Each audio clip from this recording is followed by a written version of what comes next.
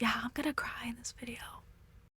Hey everyone, welcome back to Maymay Town and welcome to my full Sonic 3 movie review. This video is going to be full of spoilers for the movie, so if you haven't seen Sonic 3, please do not allow me to spoil it for you. Please go experience it for yourself because it is truly a masterpiece. Do that and then come back and watch this video. So Sonic 3 released on December 20th, which was Friday, which was just a few days ago for me. I saw it Friday night and then I saw it Saturday afternoon because it was that good. The second time I went, I actually brought a notebook and I took notes for this video so that I would be able to hit every single thing that I saw in the movie and that I wanted to share with you guys. Now, this is just a personal opinion of mine, I'm not trying to make any cold hard facts here. This is all purely my opinion and my observations from watching the movie a couple of times. So yeah, let's get into it. Sonic 3. The movie we've all been waiting for. The movie that I personally have been waiting for since I was about 6 years old when I first played Sonic Adventure 2 Battle. That was my introduction to the Sonic franchise. And so you can imagine that I've been waiting for this movie my whole life. I didn't even know it was going to be a movie, but I knew I wanted something like this, right? Guys, I know I'm not the only one who feels this way, but this movie double, no triple exceeded my expectations. And the entire team on this film over delivered for the Sonic fans, for the Shadow fans as well, of course. And guys, I cried from start to finish. If you're not a Sonic fan, I don't think you'll get it, but oh my god, this movie was such an emotional ride, and there was so much fan service. It really felt like a love letter to the Sonic and Shadow fans. I think it's like one of the best movies I've ever seen, both as a Sonic fan and just as a movie studier and a movie viewer. This movie was stunning in so many ways, visually, story-wise, writing. I can't even wrap my head around how incredible this film was. This movie doubled sales for Mufasa. I think Disney didn't think that a video game movie was going to outshine it because it's Lion King, right? We're not going to talk about that.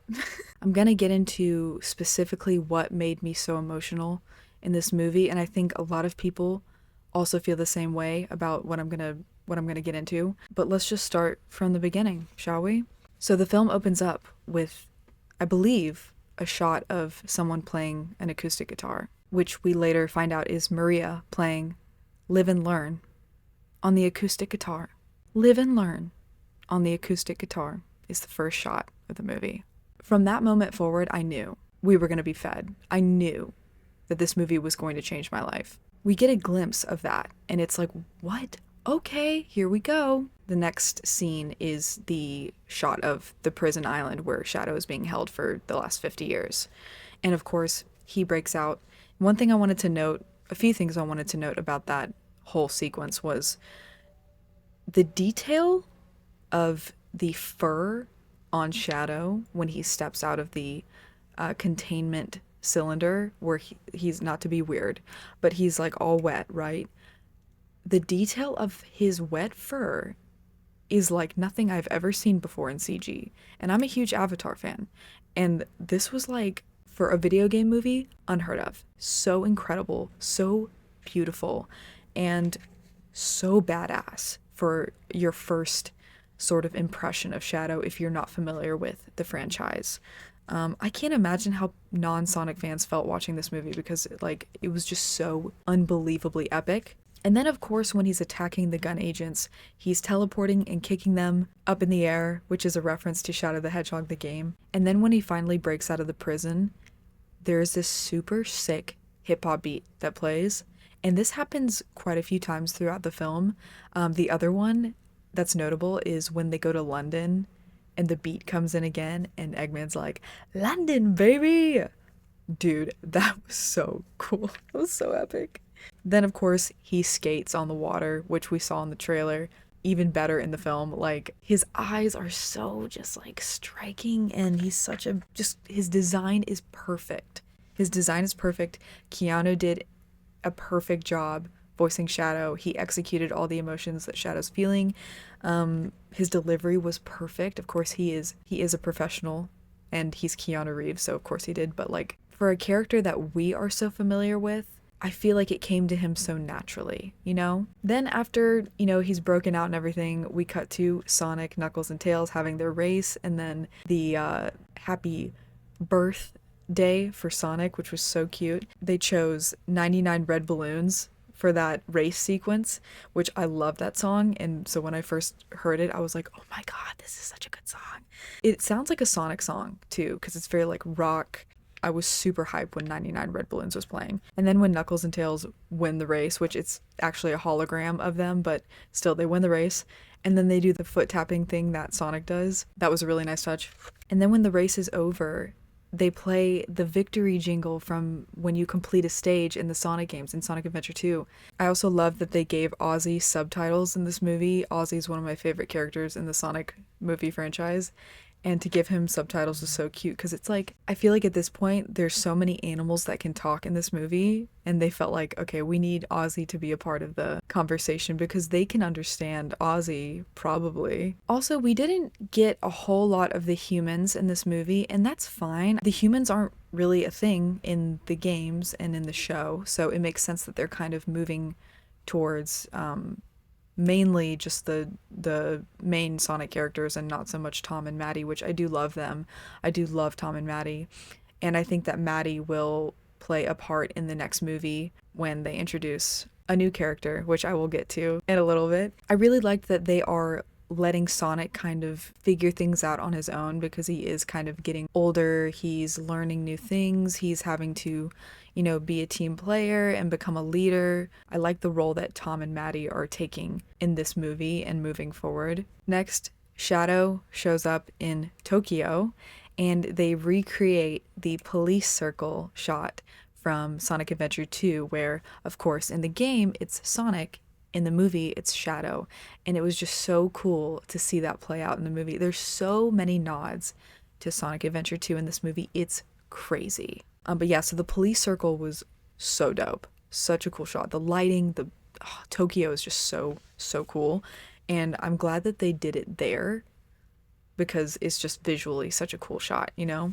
And in that scene, there is a transition shot where it's a close-up on Shadow's irises, you know, like the orange kind of burning ember color. It transitions from that to Knuckles burning marshmallow, which, oh my God, both times that I saw that, I was like, yes, this is cinema. This is a cinematic masterpiece, guys. Like, this is not just any other video game adaptation.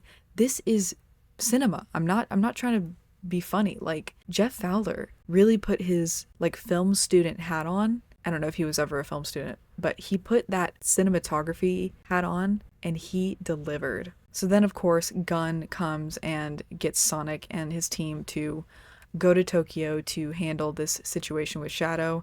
They have not met Shadow yet. They haven't been told anything about him. They don't know what they're up against, but they get in the helicopter with the gun agents and they head to Tokyo. And of course, the moment we see them getting in a helicopter, every Sonic fan is like, it's the Sonic Adventure 2 story. They're getting in a helicopter. What are we about to hear/see? I will say that, and this is still making me scratch my head, in the credits, Escape from the City is credited. I never heard Escape from the City in that film. I don't know if they initially used it in that sequence or if it is there and they just rearranged it like crazy. I don't know. But I didn't hear Escape from the City during the helicopter part, which was kind of like, oh, I wish that they had done at least like the bass part, you know, just to like nod to it when they jump out of the helicopter, but they didn't. And maybe I'm crazy, but I listened both times. I literally went like this in the theater. I was like, I don't hear it. I don't hear any melody or even the Sonic Symphony like version. I was listening for like the build up part that's at the beginning, you know? I didn't hear anything. I thought I did at first, but I didn't. So yeah, there wasn't Escape from the City in that part, which was kind of,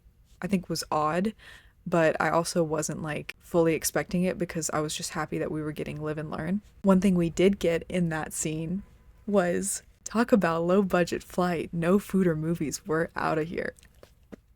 I freaked out in the theater. Oh my God. That was probably like one of the most hype moments in the theater. So they drop into Tokyo, they approach Shadow, they meet him for the first time. As Shadow is stepping up to the heap of cars or stuff that he has destroyed, there's a shot of his feet walking up, which is another reference to Shadow the Hedgehog. And while he's walking up, there is a Live and Learn motif playing in the background, which if you don't know what a motif is, it's basically like they're using the melody but in a particular arrangement that's not like directly the same as the song. So they'll use like da da da da da, like they'll use that in a orchestral way, you know what I mean? They posted that before the movie came out, so I already knew that was going to happen, but it was still really cool to hear it like in the theater. So then of course they try to fight Shadow, he fights back, he wins essentially, and then there's the shot of Sonic trying to stand up but he falls, and then it reveals Shadow behind him, which is, again, Shadow the Hedgehog game reference. Jeff Fowler, you are insane. Thank you. So Shadow is making his escape. He hops on his bike. He kicks the gun up and catches it in his hand. And he starts shooting at Sonic, which it's not real bullets. It's some kind of like laser gun. I don't know what it is, but it's not real bullets, obviously, because I don't think they could do that in a PG movie. So yeah, now Sonic is chasing after Shadow, and he's getting flung all over the place, and Ben delivers this line that made me laugh so hard. He really just like put his whole self into it, and it was, I'm gonna throw up. And I just loved that. I thought it was so funny. So Ben, you did a really incredible job. Like, it was just so funny. I don't know. I'm gonna throw up. So then they go to the Chow Garden to regroup because they need to figure out who Shadow is, why is he here, what does he want, and how can they stop him? Knuckles is scared of all the Chow. There are people dressed up in these huge oversized Chow costumes, and Knuckles is terrified. They actually reference Knuckles being scared of like a lot of things. The Chow, Ghost, which is really funny because in Sonic Adventure 2, he is really creeped out by like ghosts and stuff like that. And so I just thought that was really funny, especially him being such a big strong warrior. Like, he's scared of Chow. He's just like, we're under attack. So then Commander Walters shows up, who, if you don't remember him from the previous movies, he's the older dude with white hair. He's like the commander type from Gun. Basically he shows up and he tells Sonic and the team who Shadow is and what basically how everything happened and what they need to do to stop him. They basically get attacked by what looks like Eggman's little like robot things, and Commander Walters ends up dying in the Chow Garden Cafe, which is insane. So first death of the movie happens within like the first 15 minutes. It was really crazy watching Sonic, Tails, and Knuckles experience that, because it kind of felt like, not the first time, but obviously Sonic lost Longclaw, but I don't think they saw the light leave somebody's eyes before. So that was really interesting to see, and it just really set the tone for the film, like, oh, this is not going to be a silly, goofy movie like we've gotten before. This is going to be dark and real, and I was so excited. Yeah, oh, we're doing it. So Commander Walters dies. Before he dies, he hands them the key card to this really powerful weapon that Gun has created, and he's basically like, you need to stop this from happening. He doesn't want it to fall into the wrong hands, so he gives it to Sonic. So they get the key card, and then this really cool person on a motorcycle shows up and shuts down the Eggman robots for them to save them. And so they're like, who is this guy? After they get the key card and everything, they decide to follow the guy on the motorcycle to find out who it is. So then Gun shows up, and immediately they're looking for the key card, and they figure out that Sonic has it. And so they follow him all the way to this dock, and we find out that it's Agent Stone, and he's like, the doctor had nothing to do with this. I can prove it to you. Come with me onto this crab ship. One thing I want to note about seeing Stone for the first time is that he mocks Knuckles, because he's like, it's the goat milker. And then Stone's like, it's the goat milker. And I laughed so hard at that. That was so funny. They get on the crab ship, and of course, Eggman has been rotting away watching soap operas for God knows how long, eating microwavable burritos and getting fat and gross. Basically, Stone informs him of what is going on. There's an imposter. There's an imposter that's using your tech. So basically, he and Sonic and the team realize they're on the same team this time. So they decide to go after this guy together because he must have some connection with Shadow. One thing that I want to put out there that I will definitely get more into soon is that Lee Majdoub, who played Agent Stone, every scene that he was in, he stole it. And he has this arc during this film that brought me to tears. It got me so excited for the next movie to see how he turns the corner with his character. He just loves Robotnik so much, unconditionally, and you really see that sort of play out in this movie. And by the end of it, it's kind of extremely heartbreaking.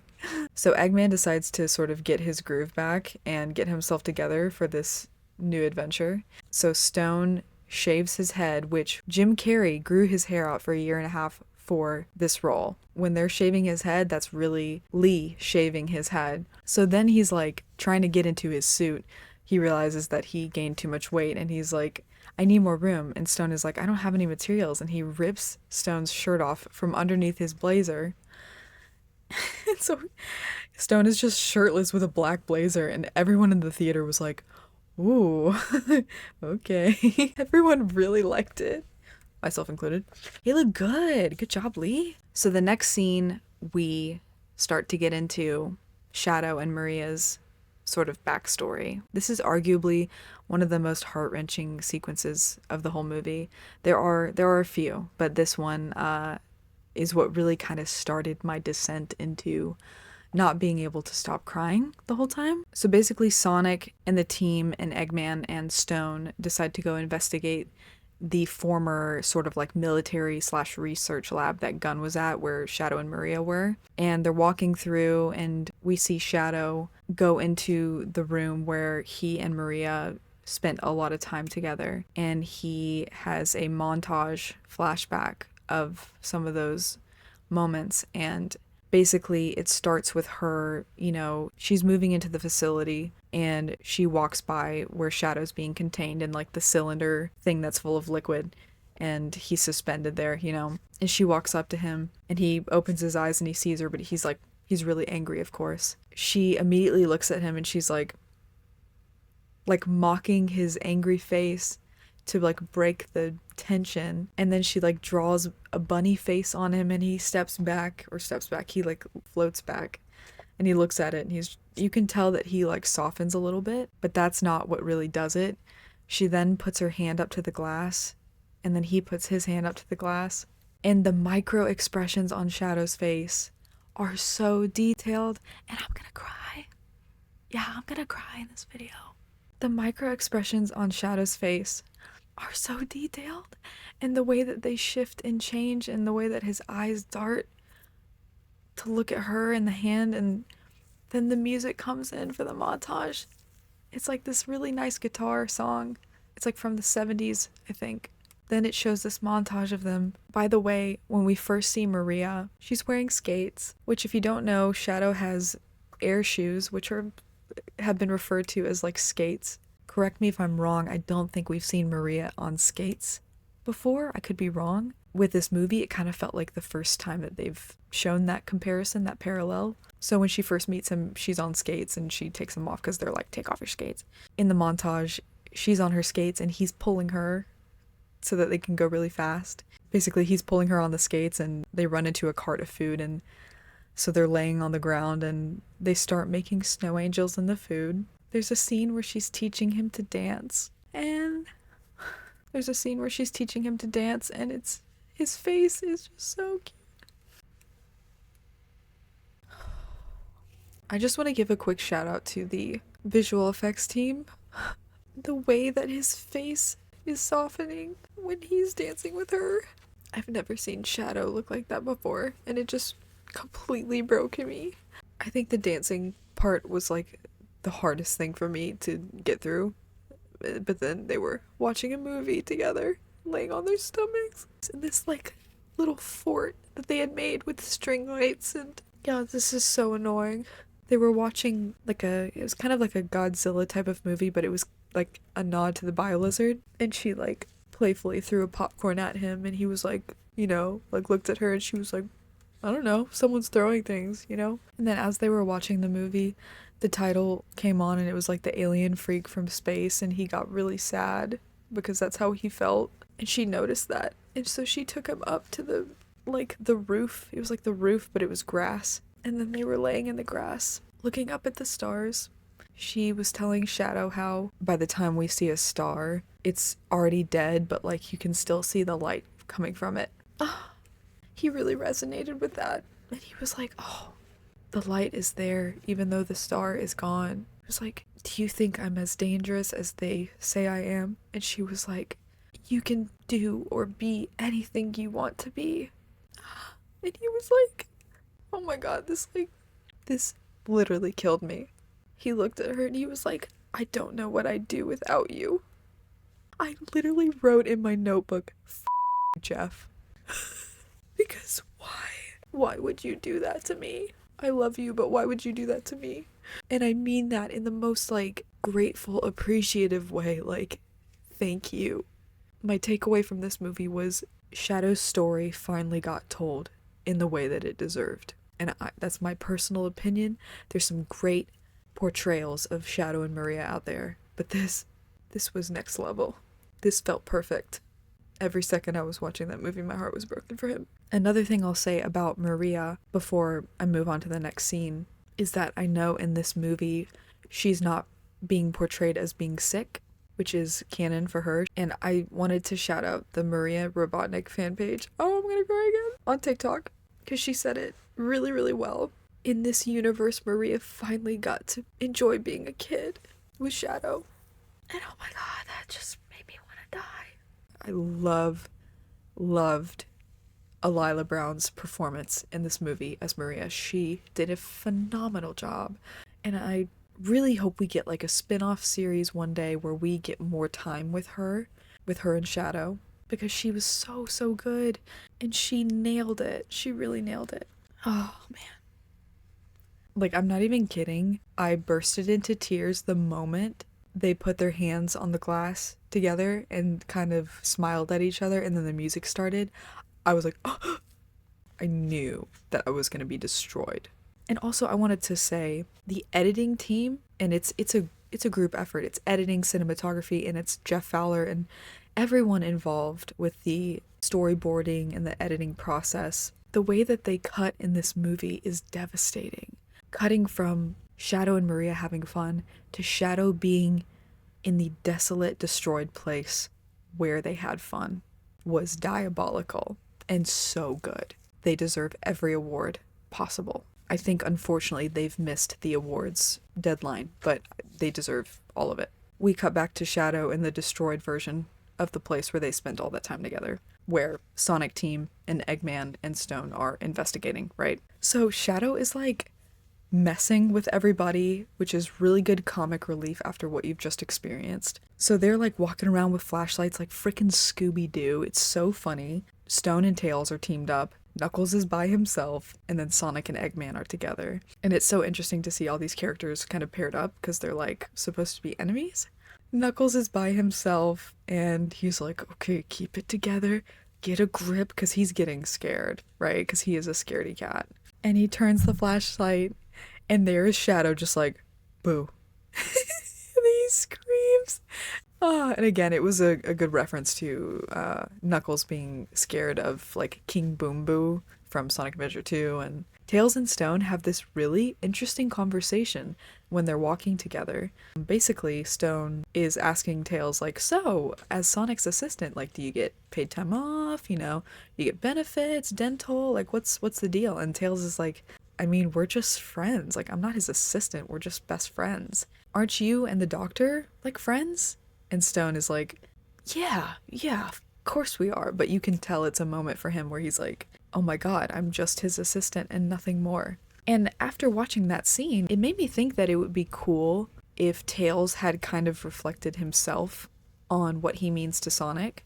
Like, of course, we know that they're friends, but at that point in the plot, you know, especially having a moment with Stone where Stone is kind of in the same position as Tails, but obviously it's pretty different. It could have been a cool character moment for Tails to be like, Sonic, am I am I just your assistant? Like, that would have been a cool conversation for them to have, I think. Maybe it'll come up in the next movie, who knows, but I think that was a bit of a missed opportunity for character development. But still a cool scene regardless to have those two characters together. Also, Eggman is Pan. Awesome. Yeah, basically he delivers a line where he's like, I am undesirable to all genders. And everyone was like, let's go.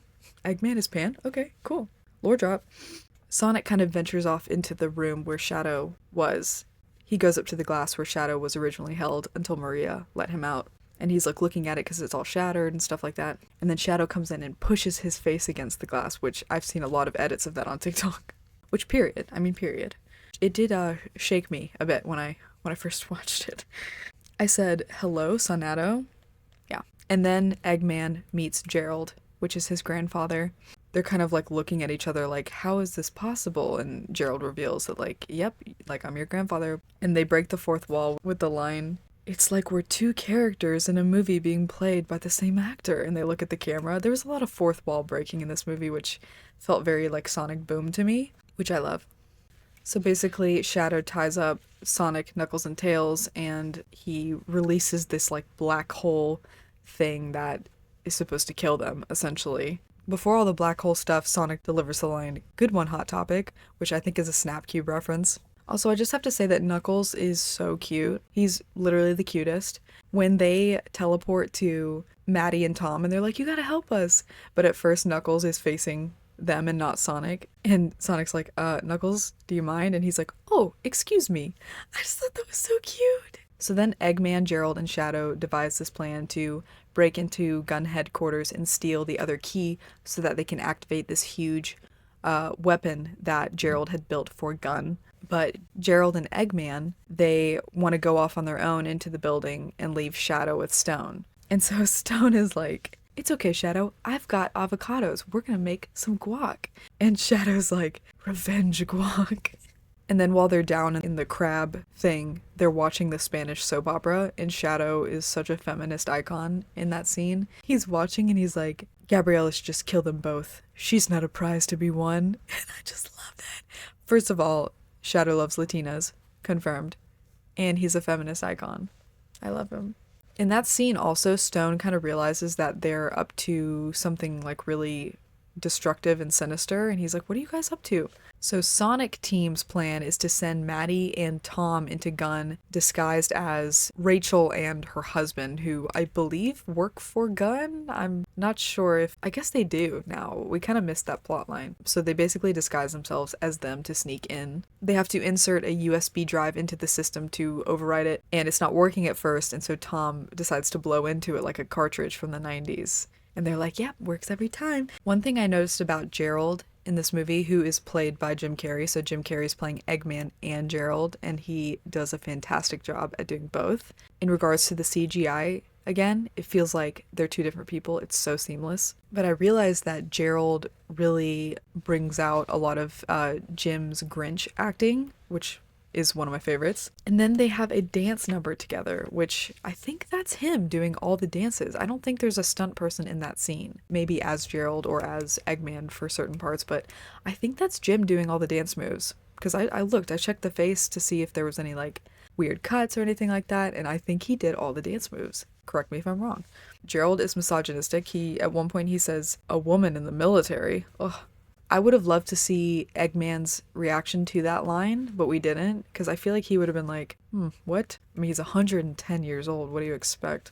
So they basically get to a point where Sonic and Eggman and Gerald are all trying to get the key, but they're trapped under this like super gravity where they're stuck to the floor. Sonic is anti-gravity where he's like up in the air, and the director comes in and she's like, I knew you guys were gonna do this. Basically Knuckles and Tails and Maddie and Tom, they come in and they try to help. Knuckles ends up breaking the panel that controls all like the anti-gravity and the super gravity, and so all the gun agents are like stuck to the floor or they're up in the air. Maddie and Tom are stuck to the floor, and this like huge piece of concrete with metal bars sticking out of it is like about to basically come at them and kill them. Right before it happens, right before Sonic saves them, obviously, Tom screams Sonic's name, and it gave me chills. It was just so good. I can't describe it. If you've seen the movie, you know what I'm talking about, but it's like, Sonic! It gave me chills, dude. I was like, okay, Tom, Like, that was a really good delivery. I don't know. It really, like, gave me chills. So basically, they get out of there. Tom gets the key. And so he runs away with it because he disguises himself as Commander Walters. They're like, I didn't know that you were still alive. She gives it to him. He gets away and he's like telling them like, okay guys, like let's get out of here. But then he comes face to face with Shadow, which, by the way, Commander Walters is one of the people responsible for locking Shadow away. So Shadow sees Commander Walters and he's like, Commander Walters, and he attacks him. He punches him in the gut, you know, one of those like shadow punches, and knocks Tom back on his back. The device like switches him back to Tom. So Shadow's like, what? And Sonic comes in and he sees that Shadow has attacked Tom. Sonic runs over to Tom and is like down, you know, by him, like trying to wake him up, desperately trying to wake him up. And they cut from that to Shadow kneeling by Maria, just like Sonic is with Tom. That like gave me chills. Again, the editing team, 8. So then the Robotniks and Shadow get on this sort of like spaceship, which is like kind of the Ark, but not completely sure if it is. I think it's a representation of the Ark from Sonic Adventure 2. But basically they get on it, they go up to space, and they figure out what Gerald's plan is, which is basically a suicide mission. But when they get up there, Gerald's like, I have a surprise for you. And he has suits for him and Eggman made, and it's the suits from Sonic Adventure 2. The detail of these suits was insane. And then Eggman's ringtone is I Am the Eggman theme. I freaked out because like, what do you mean? That's so cool. And basically it's Stone calling Eggman and he's like, where are you? Don't leave me. And they have a back and forth, and basically Eggman's like, I'm done with you. I'm blocking you. And then Stone says, I can't lose you again. And this is where Lee's delivery is like so good and so memorable. It just really makes Stone's character stick with you throughout the whole movie and afterwards as well. So basically he abandons Stone and leaves him on Earth while he goes up to space with his family. So now we're back with Sonic, Knuckles, and Tails. They're putting Tom into the ambulance. Maddie's going with him to the hospital, and Sonic is completely crushed. He's devastated. He's angry at Shadow. Tails is trying to comfort him. He's like, he's gonna be okay. Like it's gonna be all right. And Sonic is like, no, it's not. Like, how do you know it's gonna be okay? And then Knuckles steps in and he's like, hey, the fox is just trying to comfort you, which I really liked seeing this from Knuckles. It was a really cool, like, okay, Knuckles is like the grounded friend, whereas before he was also very angry and couldn't quite control his anger, but he has grown and matured so much, and now he's like focused on being a good friend and keeping the friend group together. And that was just really, really cool to see. Like, you can actually see his growth from the series that he did. You know what I mean? And this is also a good representation of how Sonic is now needing to learn how to become a leader and not feel like I can do everything myself. He's like, we have to use the Master Emerald so I can go super. And Knuckles is like, no, we swore that we would never use that again. And he's like, this is the only way. I'm the only one that can do this. And so it's just a good moment of Sonic's character growth where he needs to take a step back and think about the team and not just, oh, I can do it all by myself, which like we see that in the games and in the Sonic Boom show as well. So that was a really cool nod to his character development that we're going to see moving forward. And then we get a Wade cameo because he is guarding the Master Emerald, which is so great. And he just kind of gives it up because he's like, I can't fight you. And I hope we get more of Wade in Sonic 4 because he's just a great character. He's so funny, and I loved him in the Knuckles series. Now we're back on the Ark, we'll call it the Ark for now, and Shadow is contemplating, like, with this suicide mission, is this what Maria really would have wanted? And Gerald basically convinces him, like, think about what they took from you. Think about what they did to her.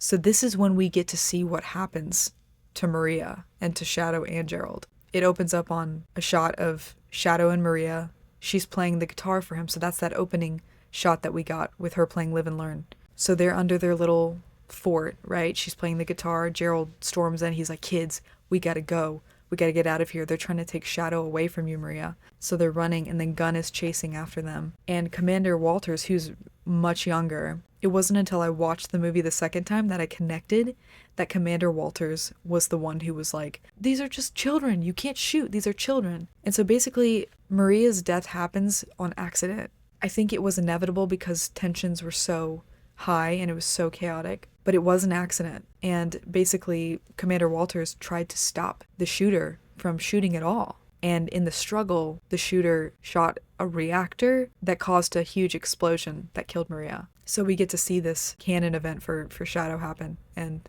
the reason why he is the way that he is and why he wants to destroy everything. Because to him, humans equal the people that took Maria from him. So getting rid of Earth and everybody that lives on it, sure, they're responsible. He remembers all that. He starts to get angry, and then his chaos energy starts to build up, and he starts running laps around the arc to surge this energy that Gerald wanted him to power the weapon. You know, that was the whole point of him reminding him, was to power the weapon to destroy Earth. And you can tell when Eggman realizes what the plan actually is, that he's like, what do you mean? We can't destroy Earth. We can't destroy each other. We just found each other. You're my family. We have each other now. And this is when Gerald delivers the most bone-chilling line of the whole movie. Oh, Ivo, you're no Maria.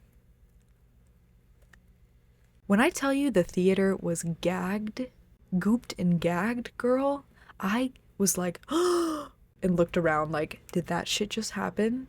Everyone was gagged. Because what are you talking about? You're no Maria. He basically said, yourself. I don't care about you.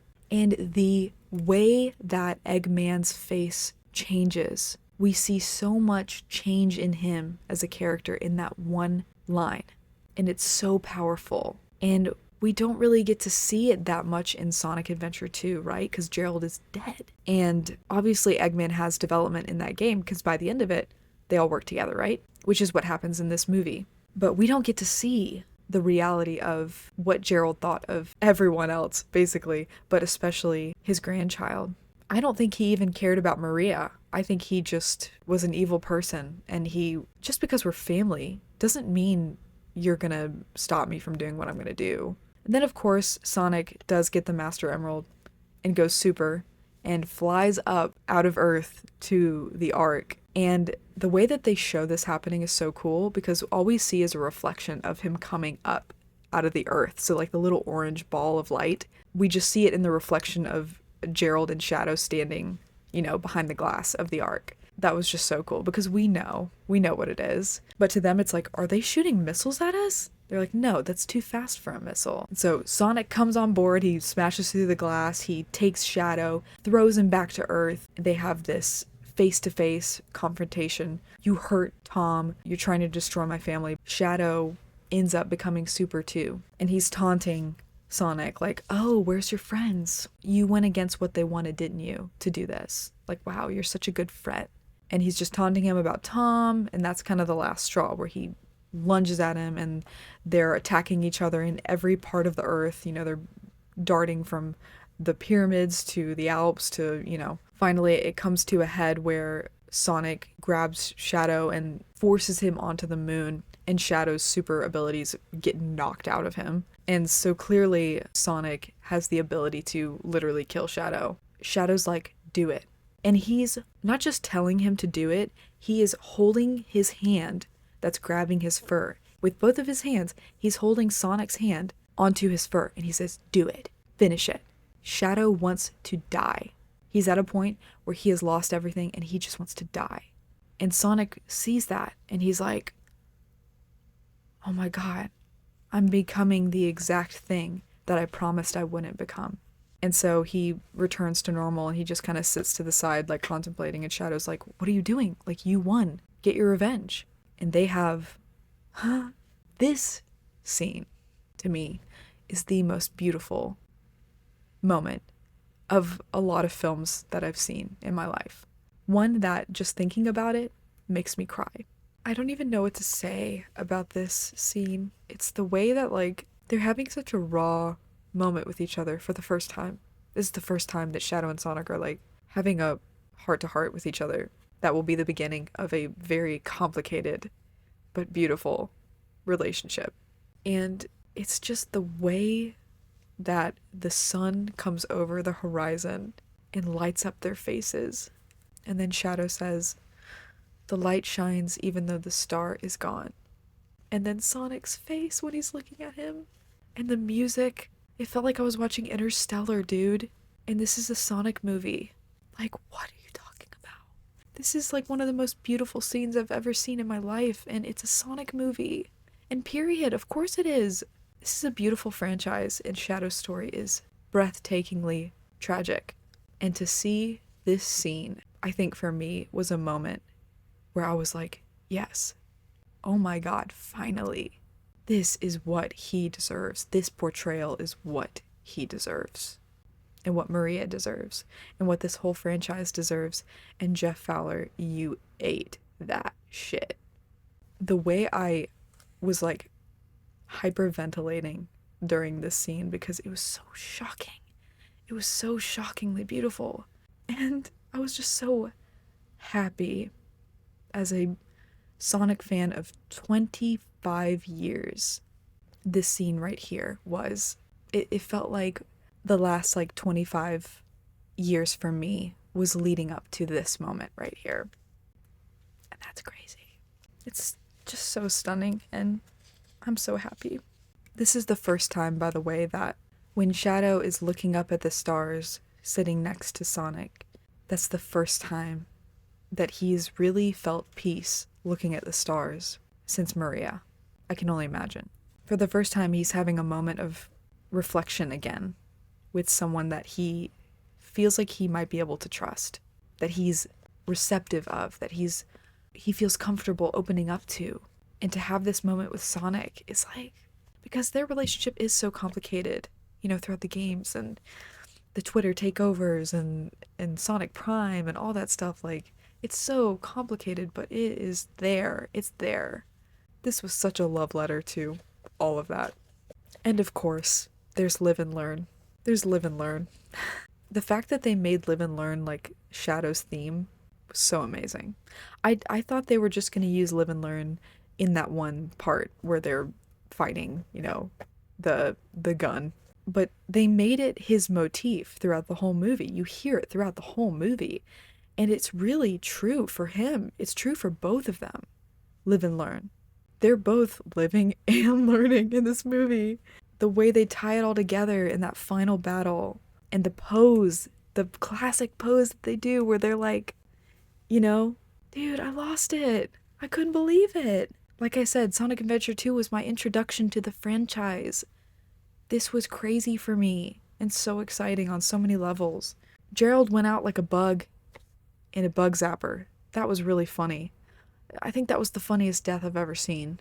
The way he died was so fitting, I think. Because that's how he viewed others. He viewed others like little insects on the bottom of his shoe. So it's fitting that he went out like one. So basically it comes to a point where they've moved the gun away from Earth just enough to save everybody. I forgot to include this in the video, but the part where Eggman, Knuckles, and Tails accidentally shoot the moon, and they're like, oh! I think that was the funniest part of the whole movie. Anyways, continue. But now the reactor is gonna explode, and the only thing that they can do at that point is Shadow can try to move the ship as far away from Earth as possible, and Eggman can cool down the reactor to hold it off from exploding. Realistically, they can't survive that. There's no way out. They have to sacrifice themselves to save Earth.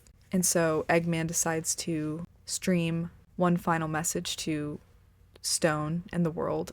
This was where I had a newfound appreciation for Lee Majdoub and his performance as Stone, and also just Eggman's character within this cinematic universe, because this is a huge turning point for both of their characters, both individually and together. So, first of all, they recreate the shot of the announcement scene from Sonic Adventure 2, where it's of the people looking up at the screen, except it's Stone and like some other people. That was really cool. Eggman is still being like his funny self, but he delivers one of the most memorable lines from the movie, and that's, "If I can't rule the world, I might as well save it." And of course, he delivers a message specifically to Stone, telling him how, you know, he was more than just an assistant, he was a friend, and that he is gonna miss his lattes because he loves the way that he makes them. And Stone is like, no, please, like, please don't. And Lee's acting makes me want to cry. I'm gonna cry again. It's just so good, you know?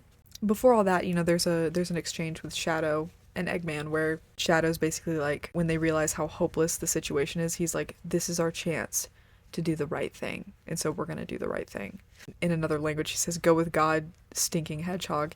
And I think that that is a reference to Sayonara, Shadow the Hedgehog from the game, but I think it's a reference to something else. I think it could be both. Basically, the Ark explodes, and Eggman and Shadow are, you know, presumed dead, of course. And so we cut back to, you know, Sonic and Knuckles and Tails and Tom and Maddie, and they're hanging out in the forest again, and basically the movie ends with them, you know, hanging out, having a good time. They do acknowledge that Shadow and Eggman sacrificed themselves for everyone, and it's a very beautiful moment. And then the movie ends, and then the credits roll, and then there's a post-credit scene. I was like screaming and cheering.